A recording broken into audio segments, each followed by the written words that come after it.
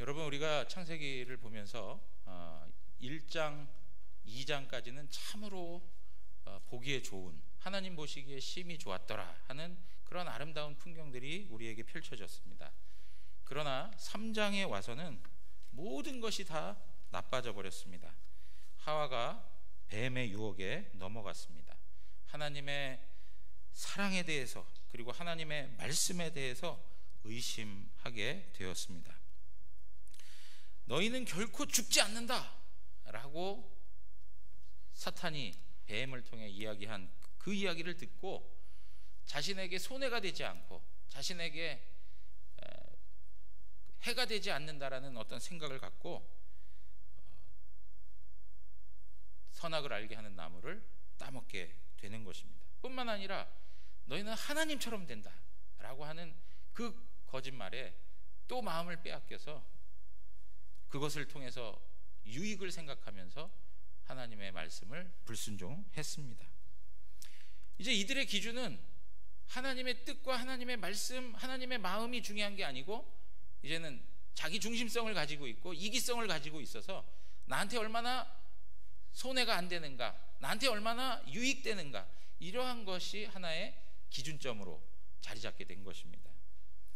그러면서 이제 결국에 하나님께서 따먹지 말라 하셨던 그 나무를 보게 되는데 6절에 뭐라고 얘기하냐면 여자가 그 나무를 본즉 먹음직도 하고 보암직도 하고 지혜롭게 할 만큼 탐스럽기도 하다라고 얘기하고 있습니다. 여러분, 여기 먹음직도 하다라고 하는 말, 이 이야기는 육신의 정욕을 말하고 있는 거예요. 육신의 정욕, 하나님의 뜻에 반대되는 것을 하고자 하는 육신의 정욕에 대하여서 이야기하고 있는 거예요. 그리고 보암직도 하다 이렇게 또 표현합니다. 보암직도 하다, 이것은 안목의 정욕이에요. 안목의 정욕, 하나님의 뜻에 벗어난 것을 갖고자 하고 싶어. 뭐든지 자기가 소유하기를 원해. 자기 것으로 만들고 싶어요. 갖고 싶은 마음. 하나님의 뜻에 합당한 것이 아니라 하나님의 뜻에 합당하지 않은 것임에도 불구하고 자기가 자기 소유로 만들려고 하는 인간 탐욕을 말해주고 있는 것이죠. 그리고 지혜롭게 할 만큼 탐스럽다 이렇게 얘기합니다. 이것은 이생의 자랑을 이야기해요. 많은 사람들이 보았을 때 참으로 지혜롭다, 참으로 훌륭하다, 명성을 얻는 거죠. 칭찬을 얻는 거예요. 저 사람은 우리하고는 너무나도 다른 클래스를 가지고 있는 사람이구나 라고 하는 그런 헛된 영광을 구하게 하는 거예요. 즉 하나님의 뜻에서 벗어난 것이 되고 싶어하는 그런 욕망, 이것은 바로 이생의 자랑을 말하는 것입니다. 여러분, 그런데 이러한 모든 것들은 전부 어때요? 헛된 인생으로 우리를 이끌고 있다는 거죠. 하나님 앞에서 우리 인간 욕망의 반응이 어떻게 나타나냐면 무언가를 봅니다. 그러면 그것에 대하여서 욕심이 생겨나요. 그리고 결국에는 어떻게 하죠? 그것을 자기 것으로 취합니다. 여러분, 이것을 가장 잘 보여주는 사람이 누군지 아세요? 한 여인을 보고 그 여인의 마음을 확 빼앗겨서 자신의 소유로 삼아야 되겠다. 그리고 결국에는 여러 수단과 방법을 다 동원해가지고 자기의 아내로 삼아버린 다윗이었습니다. 여러분, 이러한 모든 것들이 헛되고 헛된 인생으로 끝날 것이라고 성경은 말해주고 있습니다. 오늘도 하나님의 말씀을 보면서 지혜롭게 할 만큼 탐스럽다, 정말 지혜로움이 그 가운데 있는 것 같아요. 그런데 하나님을 떠난 지혜,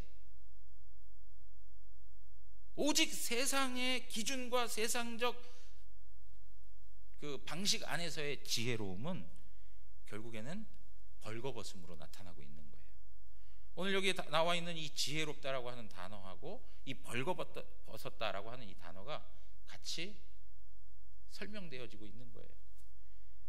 인간적으로 참 지혜롭게 행동했는데 근데 나중에 가서 보니까 벌거벗는 인생이 되는 거예요. 벌거벗는 인생. 여러분 요한일서 2장 16절 17절에 보면 이는 세상에 있는 모든 것이 육신의 정욕과 안목의 정욕과 이생의 자랑이니 그래요. 이것이 누구로부터 왔다고요? 세상으로부터 왔대요. 하나님 아버지로부터 온 것이 아니라 세상으로부터 왔대요. 그런데 문제는 뭐냐? 17절에 이 세상도 그 정욕도 어떻게 된다고요?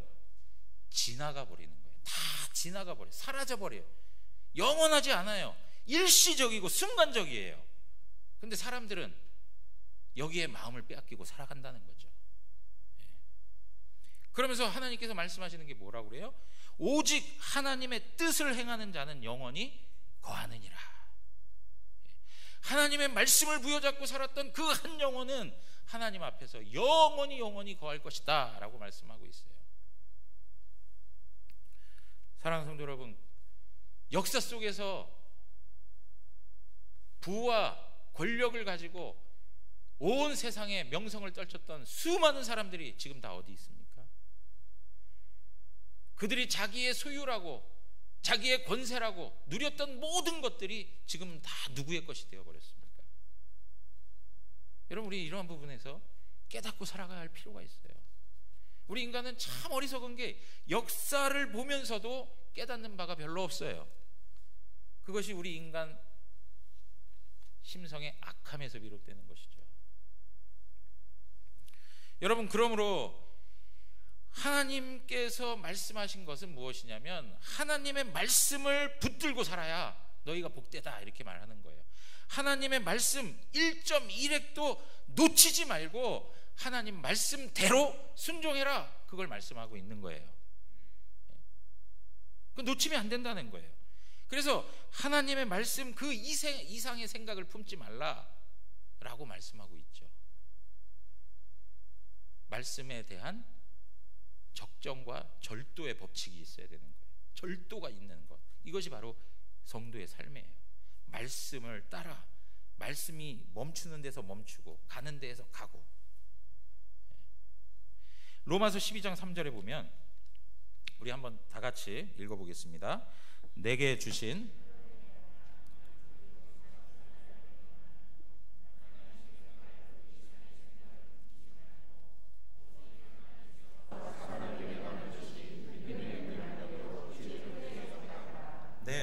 마땅히 생각할 그 이상의 생각을 품지 말라는 거예요.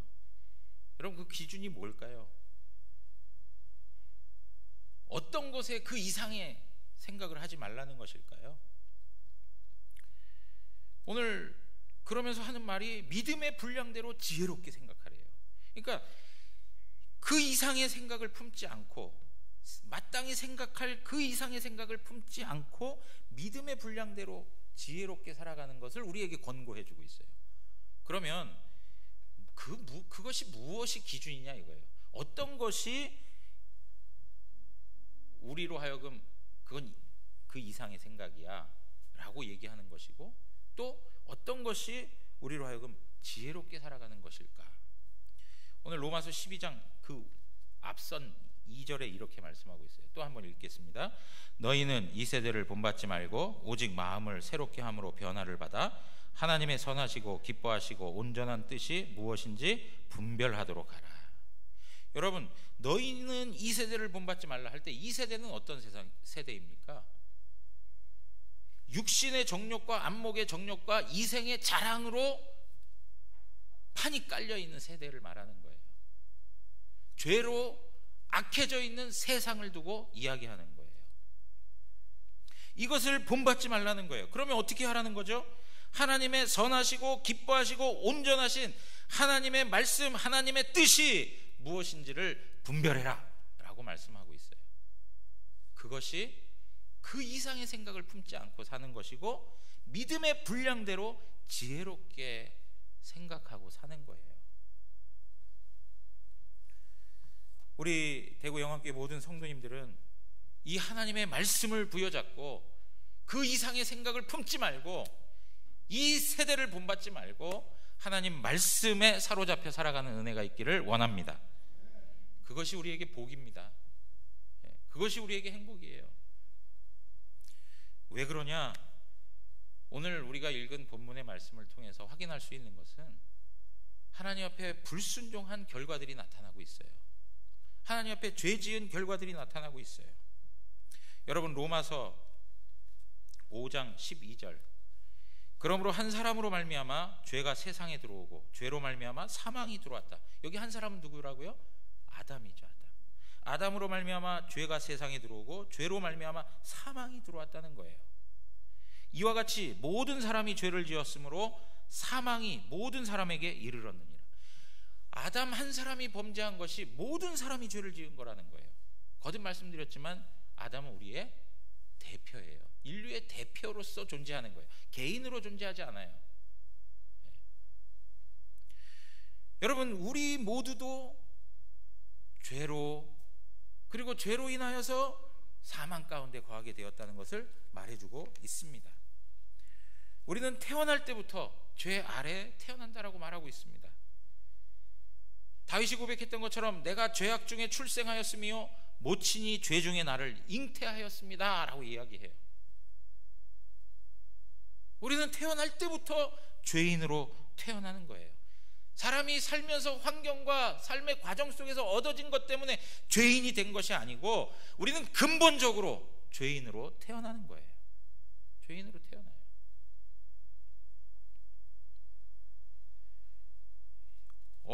어린아이의 모습 속에서 우리는 흔히 인간은 죄인이구나 하는 것을 확인할 수가 있어요.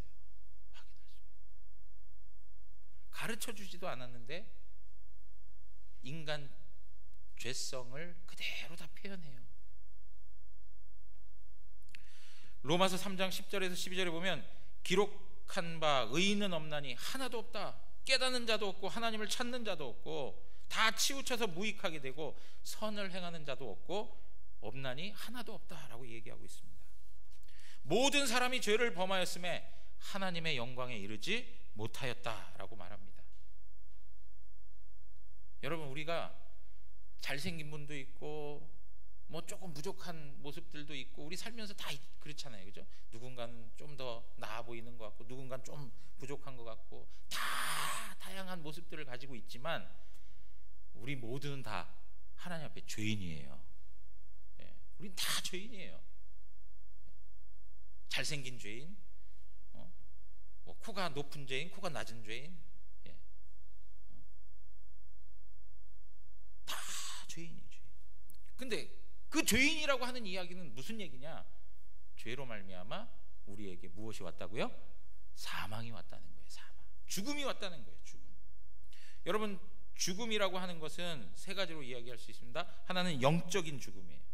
하나님과 완전히 단절되어져서 생명의 근원 대신 하나님으로부터 분리되어서 우리에게 나타나는 영적 죽음이 있어요. 그리고 두 번째는 그것을 우리의 눈으로 확증시켜주고 있는 육체적인 죽음이 있어요. 우리는 다 육체적 죽음을 경험해요. 육체적 죽음은 물리적으로 다 볼 수 있으니까 다 인정하는데 영적인 죽음은 인정하지 못해요. 보이지 않으니까. 그리고 나중에 어떻게 합니까? 그리스도 안에서 믿는 자도 다 살아나고 모든 죽었던 자들이 다 살아나서 영원한 영벌, 하나님의 심판을 받는 영원한 죽음이 있습니다. 영원한 죽음. 그래서 여러분, 우리가 영적인 죽음에서 하나님께서 우리를 살려주셨다는 거예요. 너희가 허물과 죄로 죽었던 너희를 살리셨도다. 영적으로 다시 살아나게 했다는 거예요.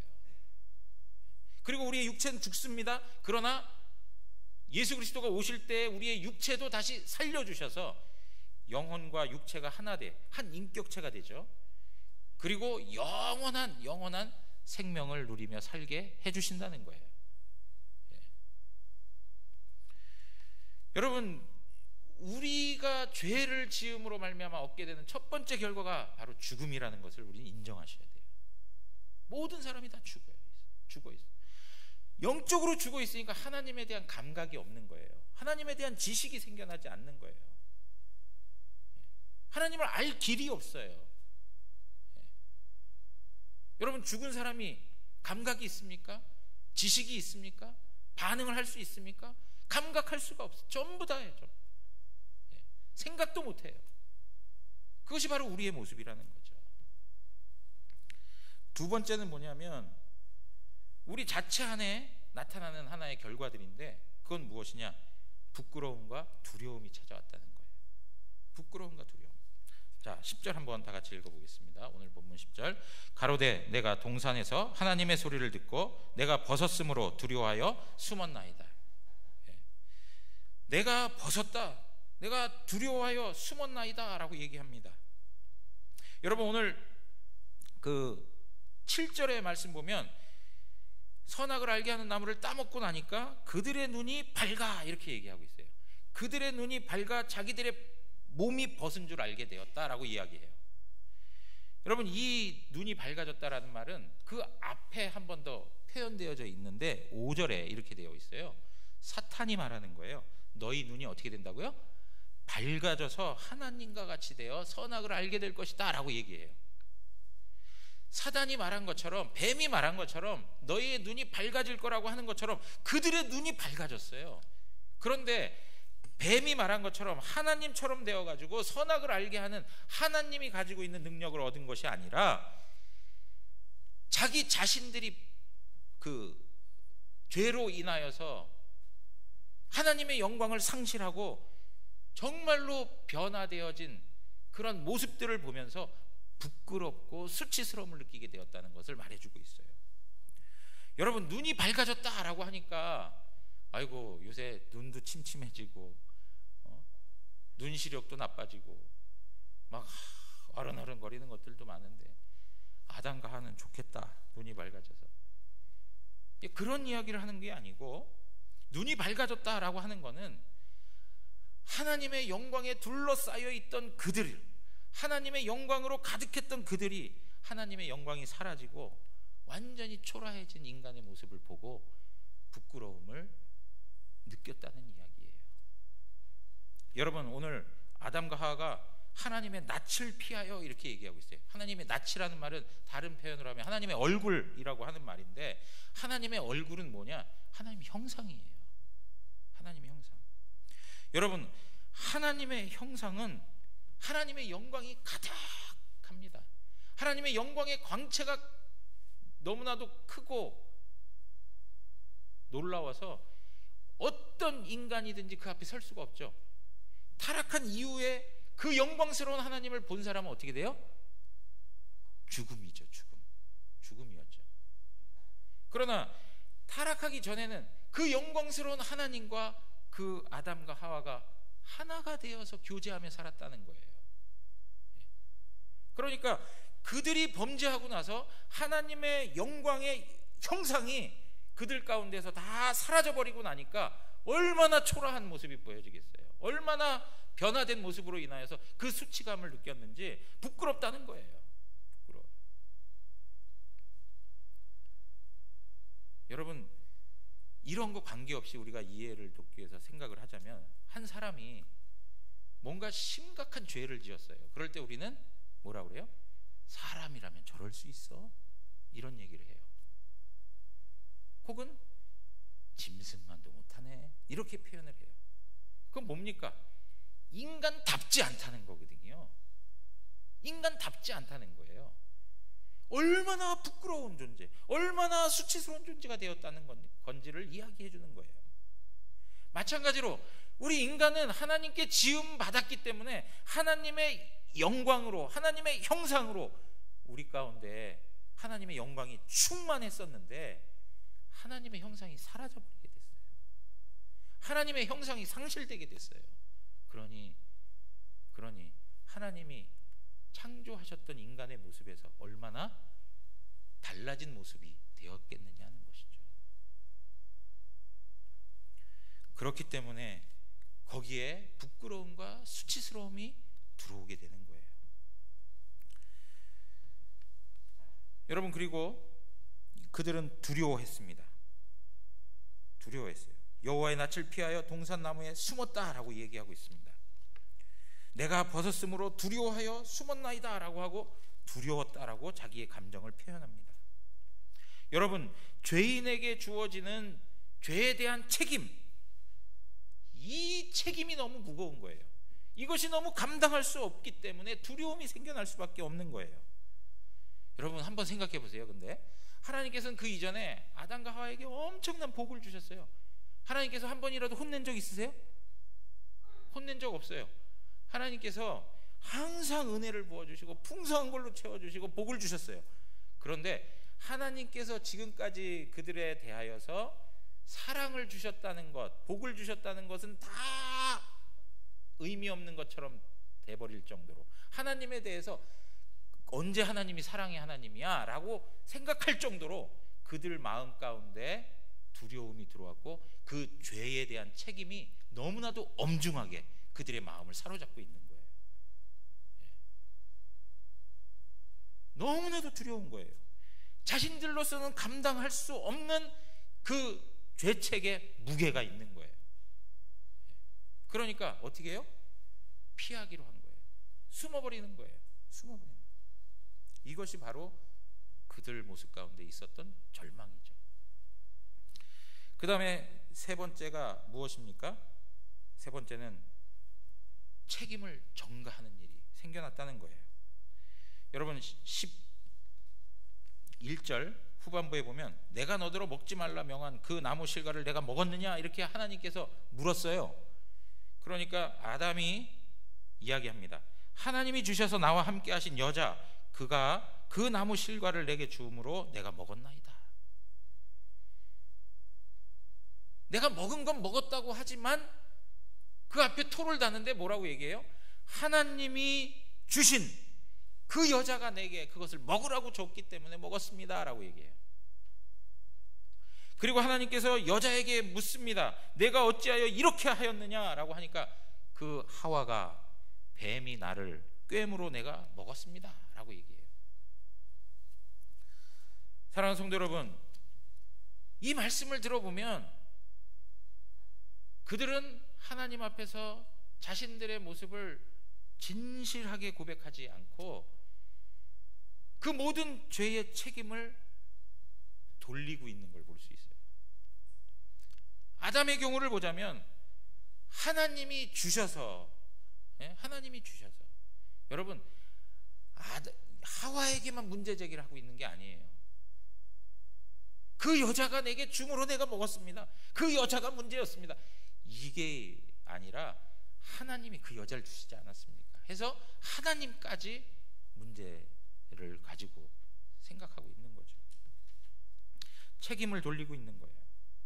여러분 아담이 하와를 처음 만났을 때 뭐라고 얘기했습니까? 이는 내 뼈 중에 뼈요 살 중에 살이라 하면서 감탄하면서 그 여인을 맞아들였어요. 그리고 한 몸이라고 이야기했어요. 그런데요, 지금 어떻게 해요? 죄로 인하여서 서로 분리를 경험하고 있어요. 저 여자 때문에 그런 겁니다. 당신이 만들어주신 그 여자 때문에 그런 겁니다. 책임을 전가하는 그런 모습, 탓하는 모습들이 계속적으로 나와요. 저 뱀 때문에 그랬습니다. 뱀이 나를 꼬이지만 않았으면 안 그럴 텐데.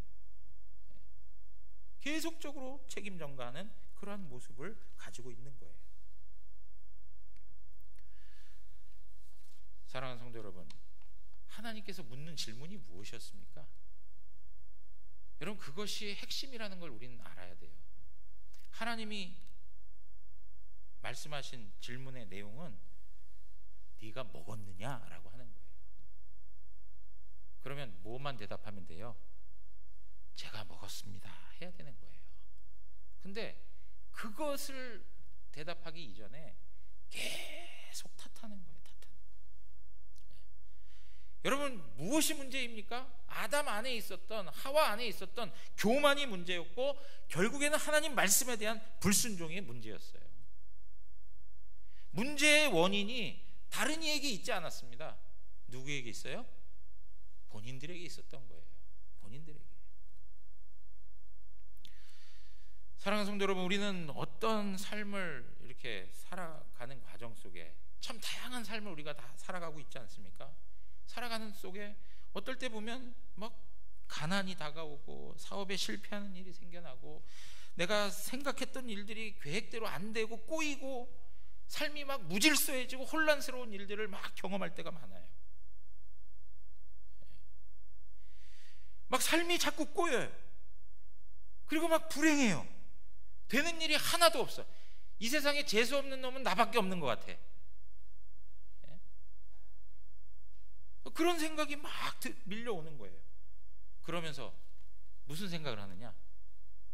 아이, 내가 부모라도 잘 만났으면, 아이, 내가 내 아내나 내 남편이라도 잘 만났으면 이러지 않을 텐데, 내가 저 인간 만나가지고 내 꼴이 이게 뭐야, 이러한 마음을 가질 때가 얼마나 많은지 몰라요. 꼭 남에게 그 원인을 돌리고 있다는 거예요. 그러나 여러분, 가장 중요한 건 뭐냐? 우리의 삶에 일어나는 많은 문제들, 우리의 삶에 나타나는 많은 삶의 고민들, 갈등들, 아픔들, 상처들, 이 모든 것의 중심에는 죄가 있다는 것을 아셔야 돼요. 우리 마음속에서 일어나고 있는 이 죄의 문제가 우리 인생을 고달프게 한 거고, 우리를 불행하게 한 거고, 우리를 꼬이게 하는 거예요. 다른 데 있지 않아요. 다른 데 있지 않아요. 이것을 정직하게 인정해야 된다는 거예요.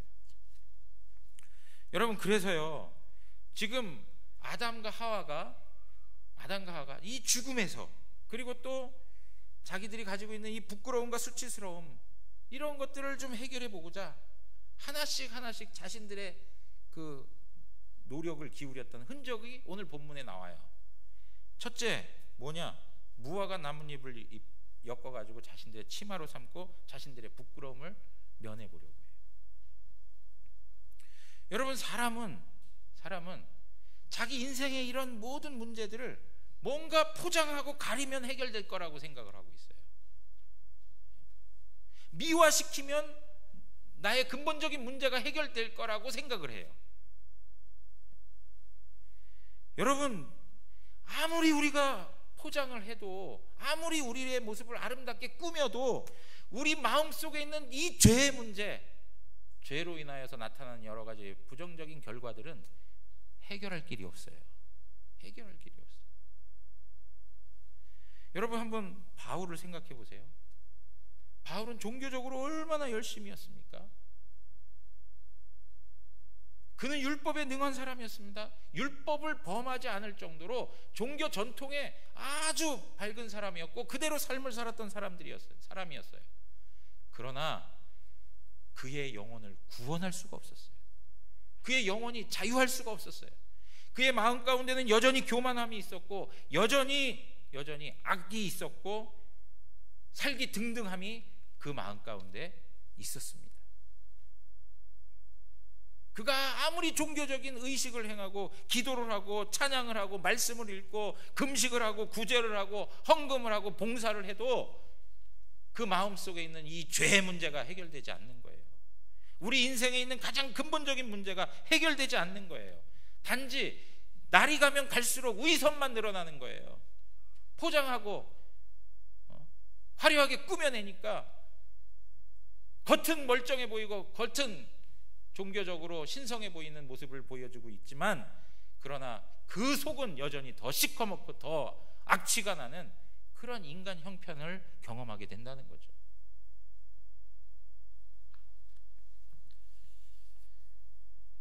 여러분, 이러한 삶의 방식들을 우리가 가지고 사는 분들이 있습니까?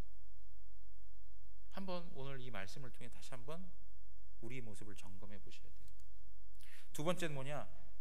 두려워하여 피하였나이다. 그래서 숨었다는 거예요. 여러분, 우리가 또 우리의 이 죄의 문제, 우리 인생의 이 가장 근본적인 이 저주의 문제를 해결하기 위해서 할 수 있는 방법이 뭐였느냐? 피하는 거예요. 숨어버리는 거예요. 하나님이 보지 아니하시면 되지. 하나님하고 맞닥뜨리지 않으면 되지. 숨어버리는 거예요. 숨어버리는 거예요. 아무도 모르게.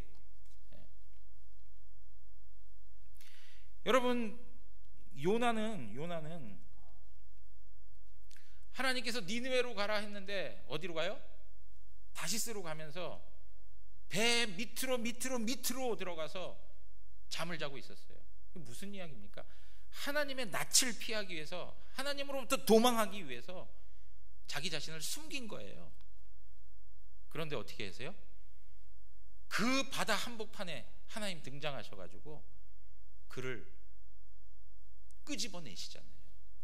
그 배 밑에 잠자고 있는 그를 끄집어내세요. 숨어있는 그 장소에서 완전히 의식할 수 없는 잠자는 상태에서 그의 영혼을 깨우시고 끄집어내시는 하나님의 일하심을 보잖아요. 그래서 우리는 이렇게 고백할 수밖에 없어요. 시편 139편 7절에 10절에 보면, 내가 주의 영을 떠나 어디로 가며 주의 앞에서 어디로 피하리이까? 내가 하늘에 올라갈지라도 거기 계시며 스올에 내 자리를 펼지라도 거기 계시니이다. 내가 새벽 날개를 치며 바다 끝에 가서 거주할지라도 거기서도 주의 손이 나를 인도하시며 주의 오른손이 나를 붙드시리이다. 하늘 높이 올라가도 하나님 거기 계시고, 땅 밑바닥으로 스올로 계속 내려가도 하나님 거기 계시고, 하나님을 피할 길이 없어요. 피할 길이 없어요. 우리 학생 청년들 이 젊은 나이에 성적 욕구도 많고 성적으로 마음을 빼앗겨서 유혹을 받아가지고 야한 동영상들 막 몰래 보고 말이죠. 그리고 어떤 경우에 있어서 거짓말하고 누구를 폭력으로, 요새도 학폭에 대한 문제가 얼마나 심각하게 대두되고 있습니까? 그렇죠? 나보다 약한 사람 막 두들겨 패고 내 감정대로 화풀이하고, 여러분 그런 모든 것들 부모를 속일 수도 있어요. 선생님을 속일 수도 있어요. 그러나 우리 하나님을 속일 수가 없어요. 여러분 기억하십시오. 남편을 속일 수도 있고 아내를 속일 수도 있고 주변에 있는 모든 사람들을 다 속일 수 있어요. 그러나 하나님 속일 수가 없습니다. 우리는 하나님 앞에 우리 자신을 감추려고 하는데 감출 수가 없는 우리의 모습이에요. 그렇다면 우리에게는 이 죄의 문제를 해결할 수 있는 능력이 없고 그냥 이대로 절망하고 이대로 하나님의 영원한 심판을 받을 수밖에 없는 것일까요? 그냥 이 죽음과 이 수치스러움과 이 두려움과 그리고 남에게 책임을 전가하는 이러한 방식으로만 살아가야 할까요? 하나님께서 우리로서 할 수 없는 그 일을 행하시죠. 우리는 계속 무화과 나뭇잎을 띄어가지고 우리의 몸에 붙이고 가리고 하지만 그걸로 되지 않는다는 것을 하나님께서 너무 잘 아시는 것이죠. 우리가 아무리 땅끝까지 숨은들 하나님 눈을 피할 수 없다는 것을 하나님 너무 잘 알고 계시죠. 우리가 잘못한 것이 아니라고 아무리 외면하고 외면한들 그것을 피할 수 없다는 것을 하나님께서 너무 잘 아시는 거예요. 이렇게 절망하는 우리들, 정말로 이 삶을 살아가면서 낙담하고 아파하고 절망 중에서 탄식할 수밖에 없는 우리들에게 어떻게 하셨는가? 하나님은 찾아오셨다는 거예요. 하나님 찾아오셨다는 거예요. 9절 한번 다 같이 읽겠습니다. 9절입니다. 다 같이 읽습니다.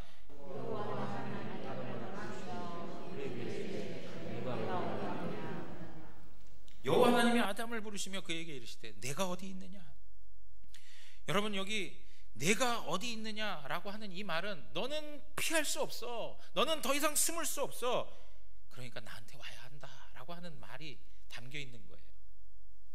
그리고 내가 어디 있느냐라고 할 때 이 말은 내가 너를 멸망시키고 너를 심판할 거야 이런 의도로 내가 어디 있느냐라고 하신 게 아니고 하나님께서 은혜와 자비를 베푸시고자 하는 그 마음을 가지고 다가오신 거예요.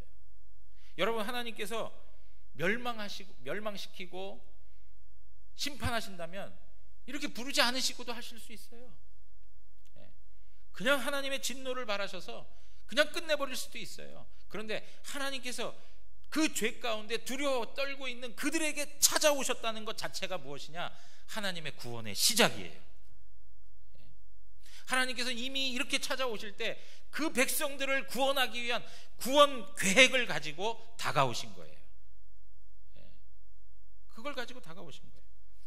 사랑하는 성도 여러분, 성경에는 끊임없이 절망하고 소망 없고 정말 흑암과 어두움 가운데서 아무리 몸부림쳐봐도 답이 없었던 그런 모든 대상들에게 하나님이 찾아오셨다는 것을 말씀해주고 있어요. 400년 동안 바로의 억압과 학대 속에서 아픔과 탄식을 경험하며 살던 그들에게 하나님이 찾아가셨어요. 80년 세월을 거치면서 뭔가 민족을 위해서 무엇인가 해보고 싶었지만 결국에는 실패자 인생이 되었고, 광야 한 복판에서 찌그러져 있는 인생 가운데 하나님이 찾아가셔서 모세를 통해 이스라엘 백성들을 구원해내시죠. 하나님께서 죄가 가득한 세상에서 노아에게 찾아가셔서 그들을 구원하여 보존하시는 은혜를 베풀어 주십니다. 좀 전에도 말씀드렸던 것처럼 요나에게도 그런 은혜를. 여러분, 베드로가 예수님을 3번씩 부인하고 절망 중에 있을 때 예수님께서 그에게 찾아오시죠. 예수 그리스도의 십자가의 그 사건 속에서 모두 다 떠나버린 그 제자들에게 예수님이 찾아오시죠. 예수님을 떳떳하게 바라보기조차 못했던 삭개오에게 예수님께서 찾아오셔서 그의 손을 잡아주시죠. 사랑하는 성도 여러분, 죄로 인하여 비참해지고 죽음과 상처와 아픔과 고통과 고독과 분노와 증오와 교만과 편견과 속임과 육체의 질병과 관계의 단절과 불신, 그리고 싸움과 전쟁 다툼으로 황폐해져 버리고 흑암과 어두움의 그 고통에서 신음하고 있는 우리 인간들을 위해서 하나님께서 하나님의 아들로 찾아오셨습니다. 하나님의 아들로 찾아오셨어요. 그러면서 내가 어디 있느냐라고 묻는 것이에요. 내가 어디 있느냐. 사랑하는 성도 여러분, 오늘도 우리는 하나님의 말씀 앞에 순종하지 못하고 불순종하여서 하나님 앞에서 아담과 하와가 경험했던 이 영적 상태들을 경험할 때가 많습니다. 우리 인생의 많은 문제들, 그 핵심에는 죄의 문제가 있다는 것을 아셔야 돼요. 관계의 문제, 경제의 문제, 삶에서 경험되어지는 모든 문제들의 핵심은 죄에서 비롯된다는 걸 아셔야 돼요. 그 죄의 문제를 해결하시고자, 우리 인생의 가장 근본된 문제를 해결하시고자, 우리가 더 이상은 해결할 수 없고 우리의 힘으로 우리의 노력으로 만들려고 해봤지만 전혀 되지 아니하는 골치 아픈 아주 진절머리 나는 우리의 삶의 모든 문제를 해결하시고자 우리 하나님이 지금도 우리에게 찾아오십니다. 그리고 우리에게 묻습니다. 네가 어디 있느냐? 네가 어디 있느냐? 오늘 우리는 이 하나님의 부르심과 물음 앞에 어떻게 반응해야 될까요? 우리는 하나님 앞에서 정직하고 진실하고 우리가 하나님 앞에 가졌던 모든 죄를 고백하고 하나님 앞에 마음을 돌이킬 때 하나님께서 우리에게 넉넉한 은혜를 부어주실 줄 믿습니다. 그 하나님의 풍성한 사랑을 누리시는 우리 모두가 되기를 주님의 이름으로 축원합니다. 다 같이 일어나